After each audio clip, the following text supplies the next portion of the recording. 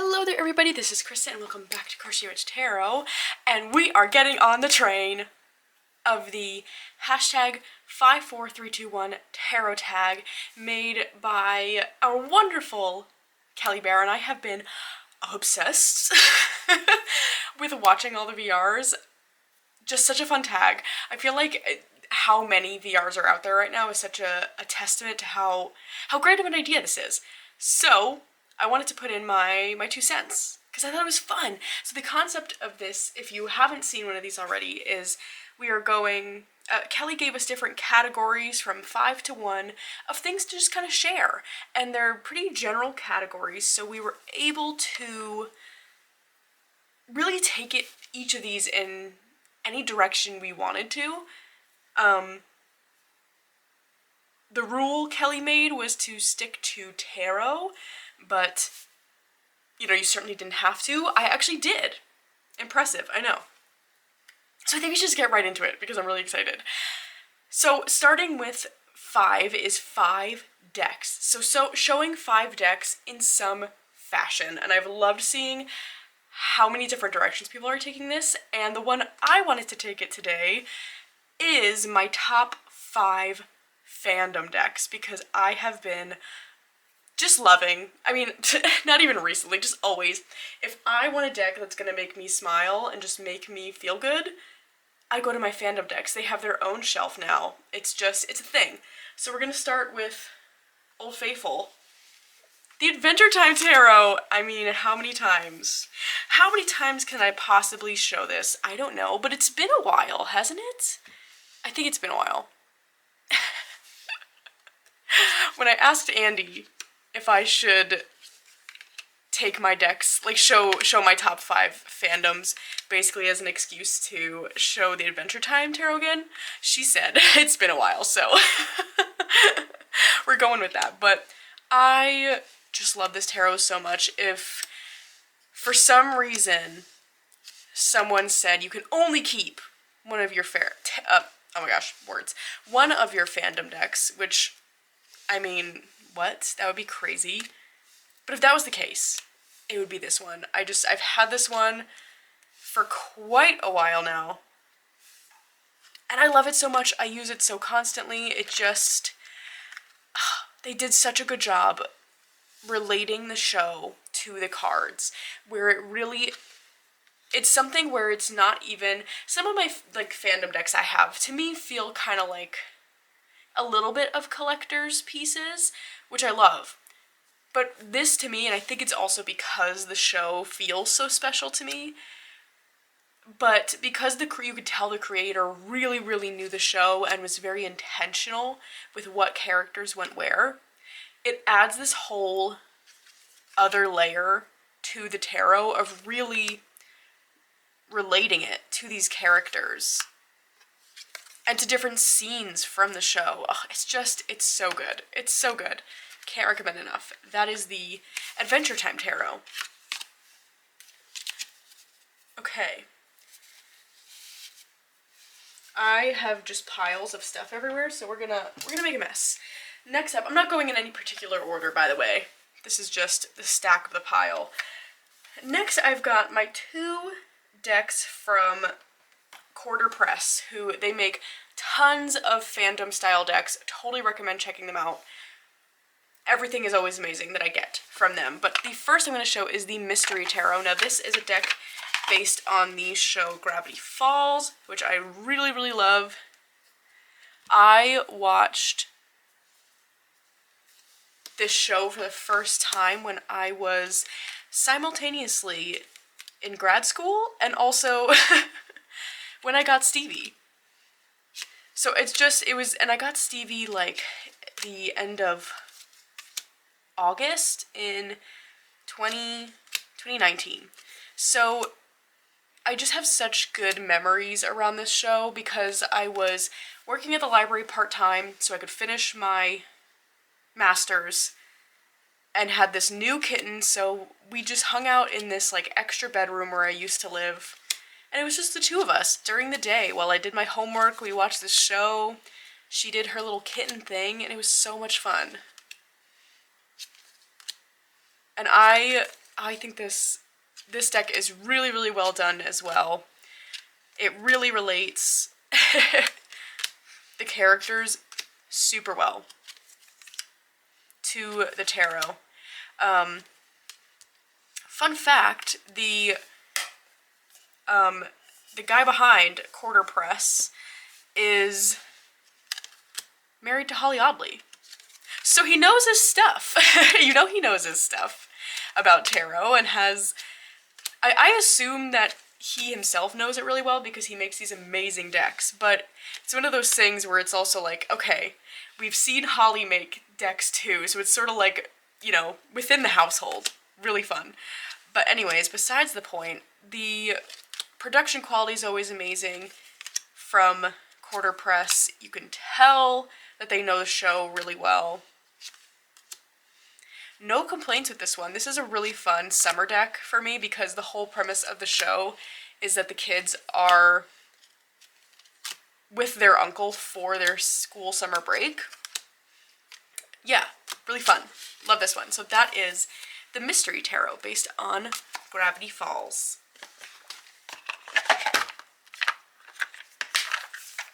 Okay, and my other Quarter Press deck to show is the Tarot of the Unknown, which I showed in my spooky season decks. Now this is the last full size that he put out, but you can get the pocket edition still that has really fun, more fall themed backgrounds. So yeah, just really fun. Anyways, this is a deck based on the show Over the Garden Wall, which is a fall time must watch for me. I just started my watch for this year the other day. Oh, it's such a good cartoon. It's got such amazing fall Halloween feels. It's spooky, but nothing that gets like crazy scary. I think because it's in a cartoon format. I just love the characters in this show. I love the world building of the show. And I think this deck captures it really, really well. So good. I really like, too, with these decks, how the majors will be directly replaced with characters sometimes, where it, you know, it fits, like the tower being the Enoch. Instead of putting the tower and an image of the Enoch, I like how we replace the name as well. I just think it brings it even more into the world. This might be my favorite card. I love it so much. Yeah, no complaints about this one. I think it's fantastic. They're very, very, look at that. These ones by Quarter Press, especially this one, is obviously like very much an RWS clone. So it really is about like getting that extra layer of the characters, but love it. So that is the Tarot of the Unknown. All right, my next two are newer to me decks. We'll start with this one. This is the Neopets Tarot. This is from Geekify, which they are... Geekify, I think, is actually the company that runs Neopets. If not, they have a very direct hand within Neopets in some way. But Neopets is an online game, basically. How do I even describe Neopets? Is there a good description on the back here? I'm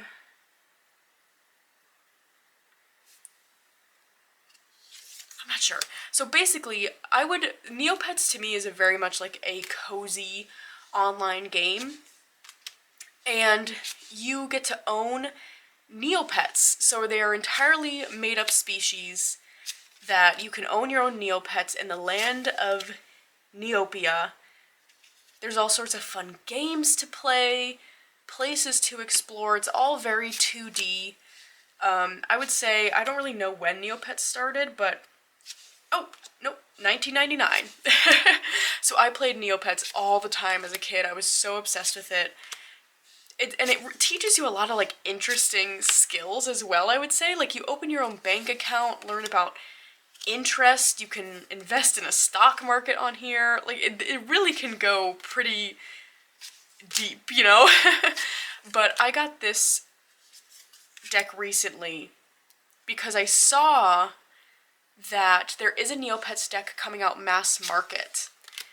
And so when I Googled it, this one came up as well that I could get right now. So this is an indie deck, and I think it was definitely a bit pricey, but for as much as I love Neopets, it was worth it. And the production quality on this is beautiful. Again, you can tell that the creators know tarot, which I absolutely love. I think it's so fantastic. So good. And it's so fun. This one makes me so happy because I still play Neopets on the occasion, but religiously played it for, oh my gosh, probably like 10 years of my life. I just thought it was the best. So that is the Neopets Tarot. You could find this on, I bought mine on Etsy, but I'll put links down below.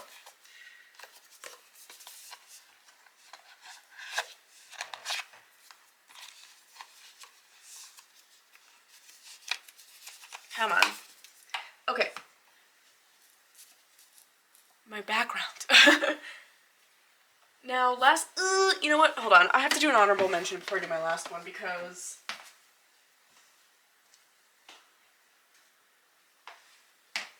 I feel like, I pretty much just showed all indie decks. And when we think of fandom deck, we all think of that one certain publisher that certainly gets a lot of flack, and like, deservedly so. Whoa, is that a hot take? Sorry, I don't know if that's mean to say. It probably is. Anyway, but we all know. They know, right? But I do think, so what am I, Inside Editions, that's who I'm talking about. Why am I being secretive? Like we don't all know. I do think, though, that there are decks created by Inside Editions, fandom ones, that are really fantastic. And so the one I wanted to show is the Nightmare Before Christmas Tarot, because it is a wonderful mass market deck from Inside Editions. I do think that Inside Editions production quality is really awesome. I think sometimes where they miss is with the, most of the time, having the pip minors and not being transparent about it. I don't think it would really bother anyone as much if it was just a little bit more transparent, but I think this Nightmare Before Christmas Tarot is really, really great. Do we have pipish minors? Yes, but I kind of think they're done in a bit more of a scenic way than some of the other decks I've seen them do. And I like pip decks. I think sometimes, though, we want it to be intentional. I say we. I'm thinking we all want it to be intentional. And it feels that way in this deck. So I wanted to give this an honorable mention as well because, do I think they've missed the mark a bit with some decks that I've just seen? Yes, but I think there's some others that are really great. Like the Disney Villains is really awesome. I like this one. I really, really like this one. So that is the Nightmare Before Christmas Tarot. Honorable mention. I guess I did break a rule there. The other one I've seen, I think Don Michelle has it. Then I can't say this word. Necronomicon? I can't say that word. That one looks really awesome, and I'm kind of thinking about it. Oh, and the Horror Tarot. I actually really do want the Horror Tarot. That one looks really cool from Inside Editions. Anyways, so my final choice came in just last week. I am so excited about it. My Little Tarot deck. This is a My Little Pony themed tarot. Now this is specifically using the 3rd generation. Look at this. It's all like, what do you call that? Ooh, is that going to show up weird now with my lights? Maybe I should hold it up. What do you call that? It's got like a metallic iridescent sheen on it. These are the backs. It's really pretty though. Makes it feel magical. The 3rd generation of My Little Pony. So this was out kind of in like the early to mid 2000s about, I think. I didn't watch it growing up, but I've been watching it lately. And when this came on Kickstarter, immediate buy. And I think the creator did a really good job with this as well, with the character placement. if I'm being honest, I think some of the production quality things, like the card stock is interesting to me because it's got this like thick coating on it to make it this like rainbow effect. I'll have to look closely at the Kickstarter. I don't know that this was mentioned. Not that that would have stopped me because hello, My Little Pony. But otherwise we've got this like matte gold gilding that's really beautiful. I'll show more of this in my recent deck video for next month, but I do think this is really awesome, and I've been having so much. It's already made its place clearly in my top 5 fandom decks because I just think it's really fun, and I think the creator did a really good job placing the characters in here, and I love the show so much. It just feels very inner child healing for me to watch because I think it teaches just a lot of good lessons. I don't know. It's a good one. So I'm really excited to have this one and to be using it. Oh, it's so good. I just love these ponies. Aren't they so good? So that is the what did they call it? My Little Tarot deck. That's so cute. So cute. A My Little Pony themed tarot. Love it. So that is the last deck I have to show today, so we're moving on to books. So I kept it simple here, and I'm just going to show you my top 4 guidebooks. So starting off strong with the Meraki Tarot Workbook.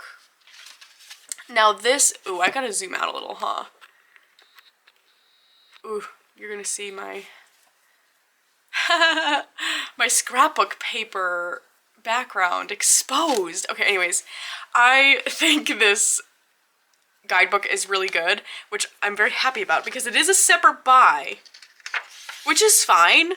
I don't have anything against it being a separate buy, but she was a pricey gal, but it makes sense because we get all these colorful pictures. We get so much in this book, but I held off a bit, I think just because it was just a little pricey, but I've learned my lesson because I really have gotten so much more out of the deck because of this. So as you can see, we get tons of information in this guidebook, but I think what is my favorite is you get a 2-page spread for each card, and you get the light, dark, and a crystal association, and it goes through the planetary rulers, astrology, the element,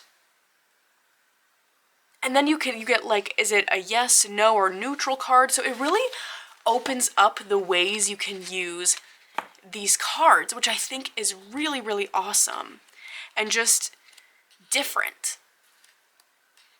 Like you could use it as it's almost like a 5 things in one kind of deck. Like you can use it as a crystal deck, you can use it as an astrology deck.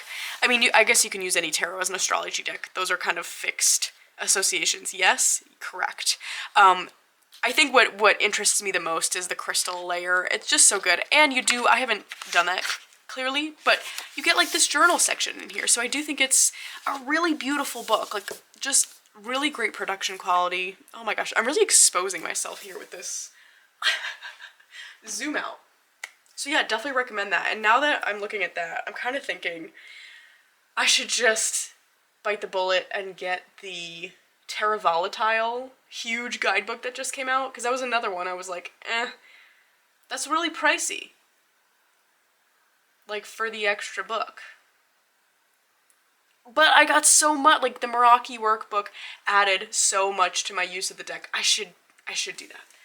Gosh, my thing about that. Anyways, next, the Soul Cats guidebook. This I think is just what, I mean, I love, of course, the images of this deck, but the guidebook I think is so beautifully written. This is written by Lisa Robertson, and for me with this one, it's just the writing. I think the write-ups for each of these cards is so fantastic. And it's a Llewellyn guidebook, so you know it's gonna be just beautiful with the full page images, but really what it comes down to is it's the write-ups. I think it's so magical. So I guess we should just go right into my other one here. That's Llewellyn. And that is the Tarot of the Witch's Garden Guidebook, Secrets of the Witch's Garden. So this is written by Sasha Graham. And I do think Sasha's write-ups are really, really beautiful. This is another one where you get the astrological association right on here. But what I love too about this book is that,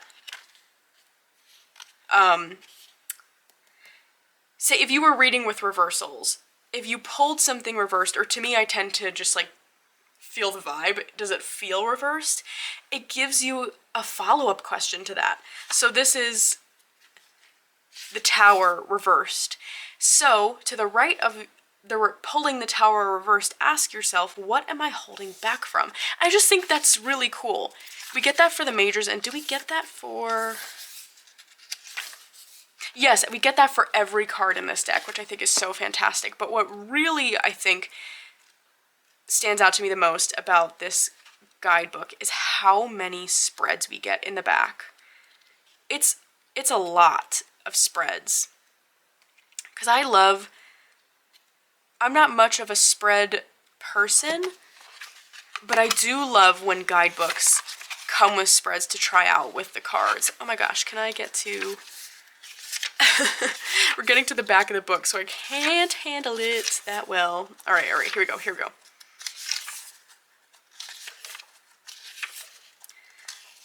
We've got, like, look at this. For each, it breaks it up into sections too. We get 2 spreads. Look how many spreads you get. And they're really cool, unique spreads. Like, you can tell that a lot of thought and effort was put into creating the spreads for this book, and I really appreciate that and love them so much. So last but not least,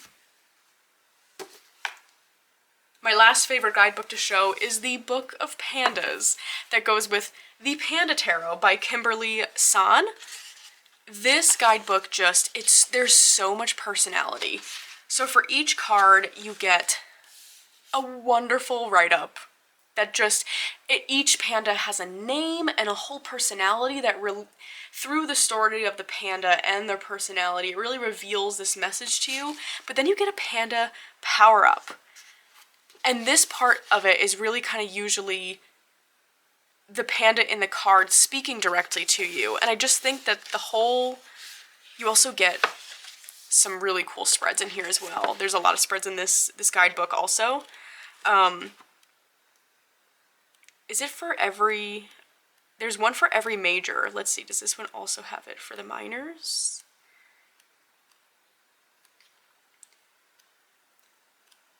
No, but you do get a unique spread for each of the majors, which I think is so cool. But there is so much in this guidebook that is so fantastic. It's another separate purchase, and it's just proving to myself yet again that the separate guidebook is always worth it. I'm gonna get that Terra Volatile one. If you got the Terra Volatile guidebook and got it in already, let me know your thoughts. But I love this guidebook. It gives the pandas so much personality it's so much fun. They feel like your own group of mini cheerleaders in a deck. So that is my last book to share. So we're moving on to number 3. 3 spreads to show. Now, as I said before, I'm not much of a spread user, but I'm going to show 2 that I do kind of fall back on a lot, and one newer one that I just think is really cool. So we're going to start with an old tried and true. This is from my Owl and Bones tarot journal, which I haven't been actually journaling in anymore now that I've started doing more like creative journaling, but I still like follow along for their spreads, which they do share on their Instagram completely for free as well. So definitely recommend following Owl and Bones on Instagram.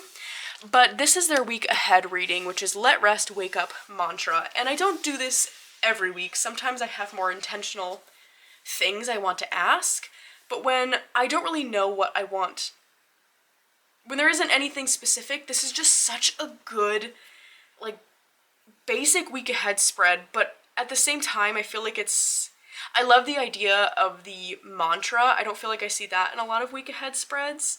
And it just like to have a card sort of signify a whole attitude for the week, I think is really, really great. And it's a good one, and I can remember it in my head kind of thing. Like, let rest, wake up mantra. I always know that in my head. So I don't have to like pull this out every time. So that is that. And I suppose for this one, maybe I should just draw it so you can see. Because I guess I should have done that before, but I did not. So we're going to flip over this paper here. And I've got a gray marker, so that's what we're going to use. This is an elemental reading that I want to say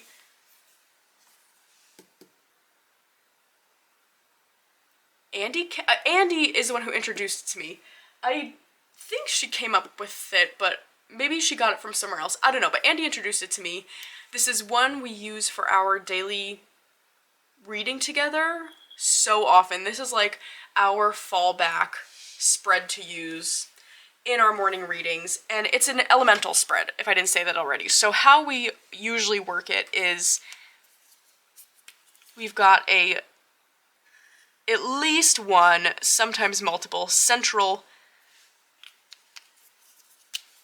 guide card. Oh, this is terrible color to use. All right, I'm not gonna write in it. I'll just, okay, central guide card, and then we do air, water, fire, and earth. And that's a spread. It can be just 5 cards. Usually we do a tarot and oracle pairing. Again, like oftentimes we do multiple guide cards. Like for a while we were doing an animal, a crystal, and a plant. That was really fun. Just depends like what we're feeling, what decks we're working with.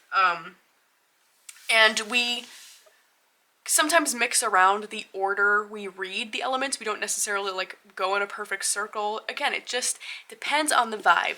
I tend to always end it on the earth card though, because to me that's like our grounding. How do we bring ourselves like back to center? And that always feels like a good kind of final card to interpret. But this is a favorite. I really love this elemental spread we do. So yeah, it's a good one. Okay, now last but not least, this is the one that is new to me, and I guess it kind of combines the books and the spreads a little bit, but this is from the Tarot of Tales guidebook, which Andy also introduced to me because I didn't know this aspect of this tarot. And so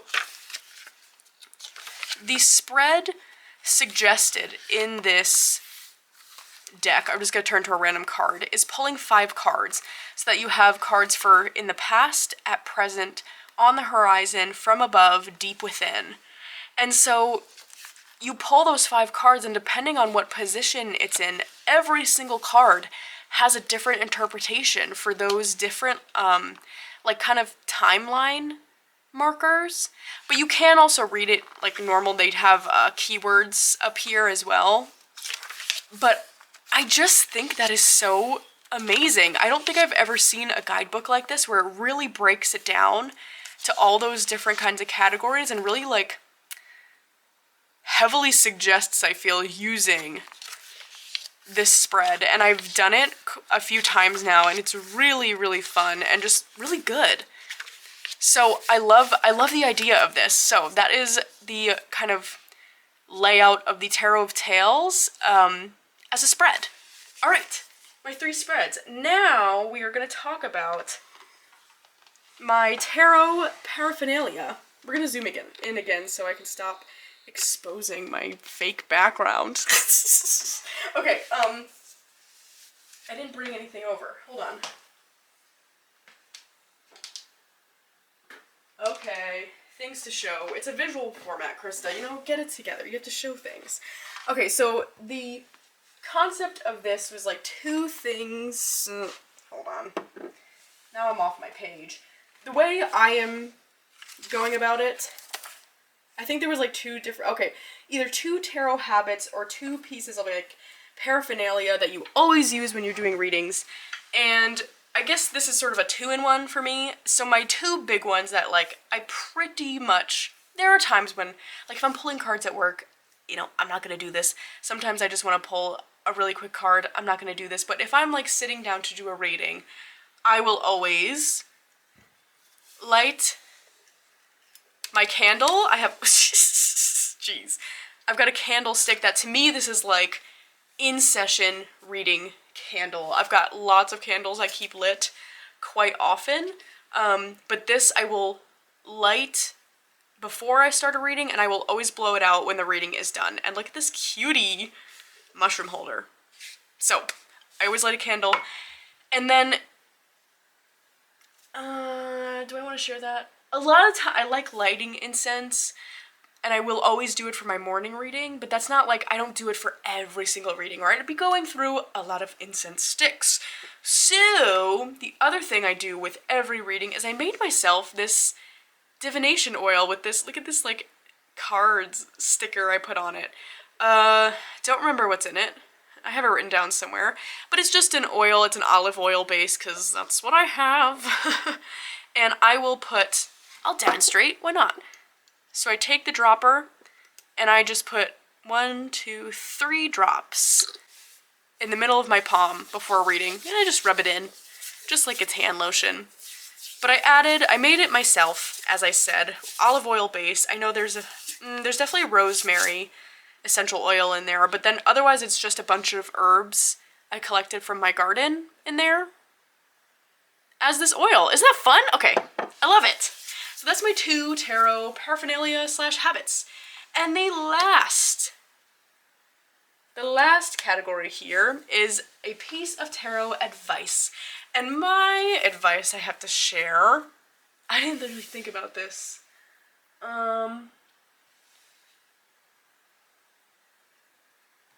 Ooh, can I give a 2-part piece of advice? I didn't really think about this before I just pressed record. Okay. I feel like this has definitely been said already in videos, probably. I'm gonna guess. I'm not remembering specifically, even though I watched so many of these so far, but my advice would be to not pay too much attention to what other people are doing. No, that's not worded right. Because, no. Don't think too hard. Don't think too hard about what other people are doing, how other people are reading, other people are interpreting. Unless it's in like a, like we're all sharing how we do it and gaining inspiration. But I'm talking more about like the self-comparison in a negative way. So don't think too hard about what other people are doing. The thing I always say to myself when I feel myself start to compare myself to other readers is like, Krista, stay in your own lane. Stay in your own lane. Their lane does not matter in this way to you. That's theirs. This is mine over here. So in you know, comparing how long you've been reading, what decks you use, how many decks you use, how you interpret this, how you see this that way, what layers you add into your tarot. And I think what it comes down to, this is why I'm saying like 2 pieces of advice, what it comes down to is to make sure you're having fun. Like, above all else, for most of us, this is our hobby.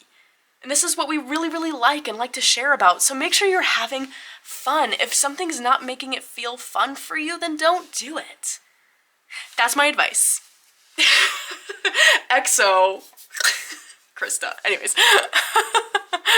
So that is all I have to share with you. I'm so excited to keep watching more of these.